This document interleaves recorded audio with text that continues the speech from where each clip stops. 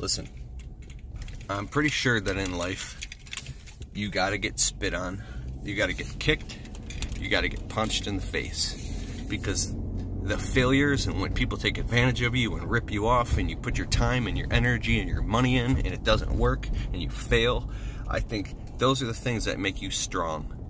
You come back strong where you're crossing your T's and you're dotting your I's because you realize how the world can be brutal if you don't got your P's and Q's together, right?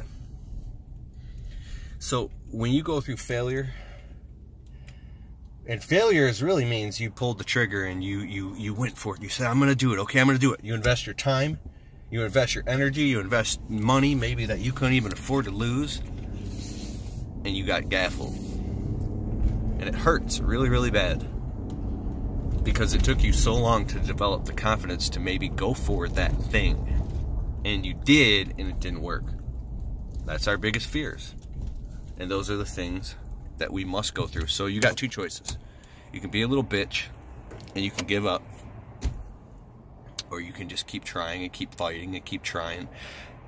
I remember Chris Rock had this funny joke. He says, you keep trying shit and trying shit and trying shit and trying shit, and nothing fucking works. And then you keep trying shit and But yeah. Alright, I gotta focus on my driving. But I just want to say that fighting the good fight, fighting the hard fight, life is really hard, dude. Sometimes it feels like a nightmare because it's all on you. There's nobody coming to save you. There's no check that's gonna fall from the sky where you're gonna get $1 million. You're not gonna win the lottery. It's not going to just happen overnight. You're not going to wake up one day and everything's going to be okay. If you don't face that pain, and if you don't face that demon, if you don't face it and get just cold, dead serious about pulling the trigger and making things happen. Now, there's two different types of pulling the trigger. One is you say, that's it, I'm pulling the trigger, and I'm going to go for it. And then you just go work like 80 hours a week for 2 years straight. And then you end up having a full-blown nervous breakdown, and you're laying in bed with gray hair and bags under your eyes, and you're sick and throwing up, and you're like barely any farther along. Then there's a different type of pulling the trigger and going for it, and that's the one where you're now getting creative. Like, you're strategizing, and you're doing things you don't normally do. You're going against the grain and taking types of risks that are based off your imagination and creativity. So instead of being an implementer and being somebody who just goes out and does the physical thing, 10x or whatever you call it, now you're using your power of your influence. You're becoming engaged with your persuasion, and now you're leading people, or you're creating systems, or using your imagination to make money.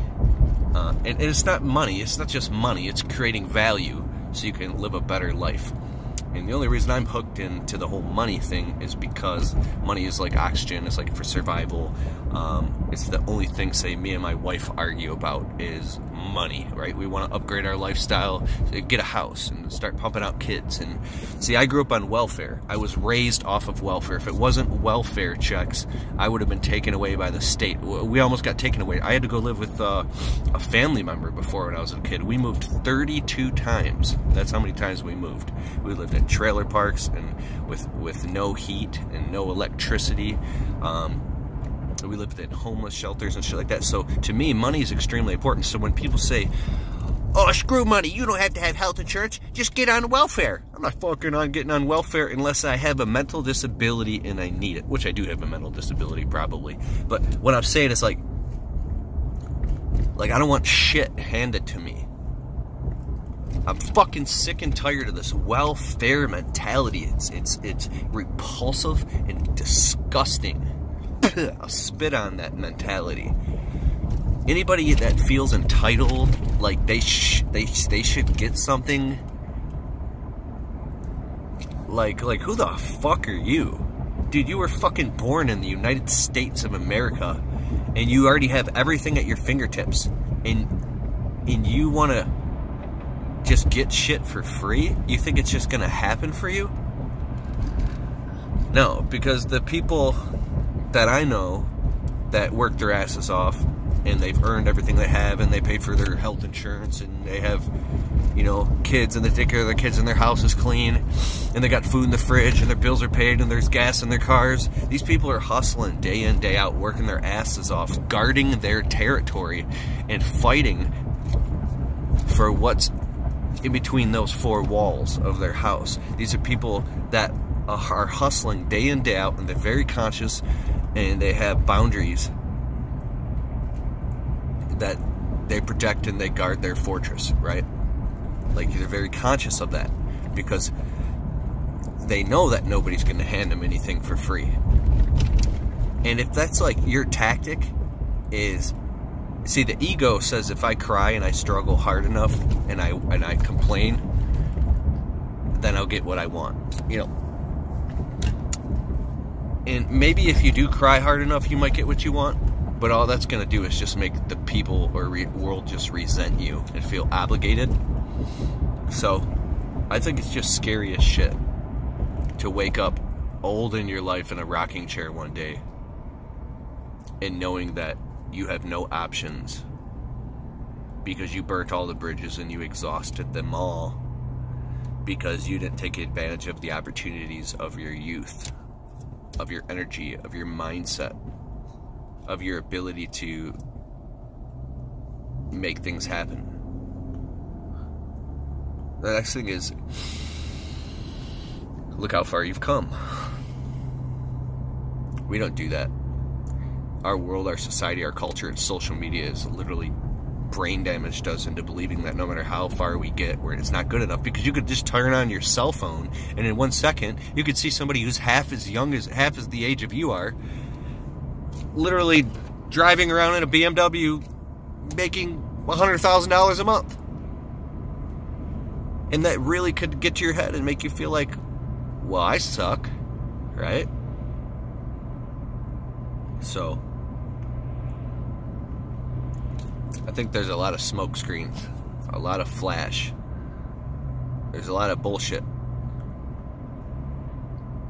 I remember I saw on YouTube there was this pre-roll advertisement of some like 17-year-old kid advertising that he was making like $100,000 a month through his social media business or something. Sorry, I can't turn on the light because I'm driving, or else I would. He's making like $100,000 a month through his social media. I'll do it anyways. His social media business. And the pre-roll advertisement was him wearing a suit and tie, walking around in his $20 million luxury penthouse apartment in Manhattan, New York. This little 17-year-old kid. And as I was watching the ad, I slowed down and I looked. And as the kid was walking through the apartment and coming out of the elevator saying, "Look at my luxury penthouse suite, my $20 million apartment that I got from my social media business," I looked closely, and as the kid was walking through the apartment, he was bumping into the tables with his elbows and like kind of watching where he was walking, and you know, and it was such a dead giveaway. Like, if you put a cat in a new apartment or a new house, it gets like, it tests the environment like it doesn't know. Like, think about this. If it was your apartment, you wouldn't even be thinking about that. You wouldn't be thinking about where you're walking. You wouldn't be bumping into your countertops. And it was just like so obvious from the outside. I don't know, I just went off on a tangent there. And I think it's important because being authentic and being real, I don't know, I just think that's really scary to lie to people. That's terrifying. There's another video that I uploaded on this channel. I'll put a link in the description below, the holy oil thing. I don't know if you saw that, but like, this Bible was leaking. I should turn this into a podcast. This Bible was like leaking oil. It was coming out of the Bible and filling up this container by the gallons, and this dude was traveling around to churches giving it away. I got a couple vials of it at my house because it came to a church by my house and I had to see with my own eyes. I gotta go. Quentin's calling me. Alright, bye.